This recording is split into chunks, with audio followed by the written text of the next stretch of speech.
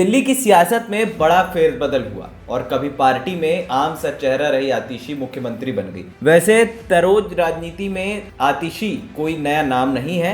आम आदमी पार्टी जैसे जैसे फलती फूलती गई, आतिशी के नाम भी सबकी जुबान पर चढ़ने लगा।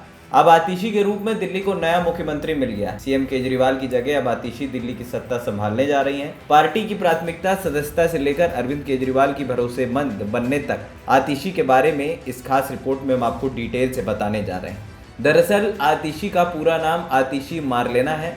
उनका जन्म 8 जून 1981 को हुआ। उनके पिता विजय कुमार सिंह दिल्ली यूनिवर्सिटी में प्रोफेसर थे। उनकी मां का नाम तृप्ता वाही है। आतिशी ने अपनी स्कूली पढ़ाई दिल्ली के स्प्रिंगडेल स्कूल से की। साल 2001 में दिल्ली के ही सेंट स्टीफेंस कॉलेज में हिस्ट्री में ग्रेजुएशन किया। उन्होंने अपना मास्टर्स ऑक्सफोर्ड यूनिवर्सिटी से किया। वो स्कॉलरशिप पर पढ़ने ऑक्सफोर्ड गई।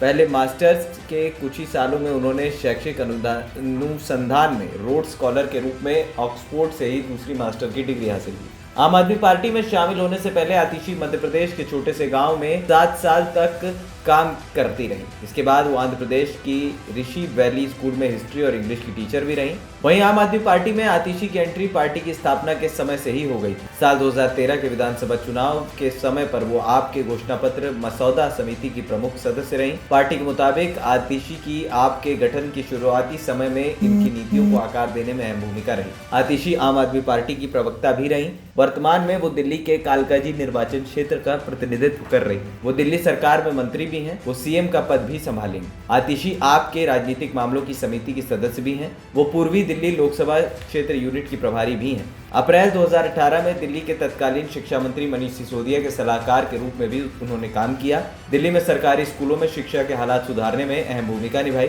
साल 2020 का दिल्ली विधानसभा चुनाव आतिशी के जीवन में टर्निंग पॉइंट साबित हुआ। आम आदमी पार्टी ने उनको कालकाजी विधानसभा क्षेत्र से उम्मीदवार बनाया था। उन्होंने बीजेपी उम्मीदवार धर्मवीर सिंह को 11,422 वोटों से हराया था।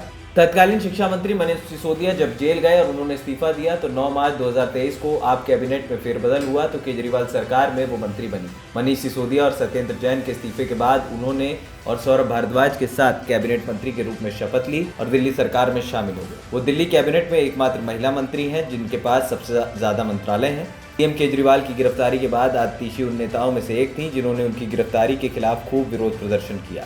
आतिशी के पास कौन कौन से मंत्रालय और विभाग जो हैं वो हम आपको बताने जा रहे हैं। आतिशी के पास शिक्षा मंत्रालय, महिला एवं बाल विकास मंत्रालय, संस्कृति मंत्रालय, पर्यटन मंत्रालय, लोक निर्माण विभाग। आतिशी के पास कुल 13 मंत्रालय हैं।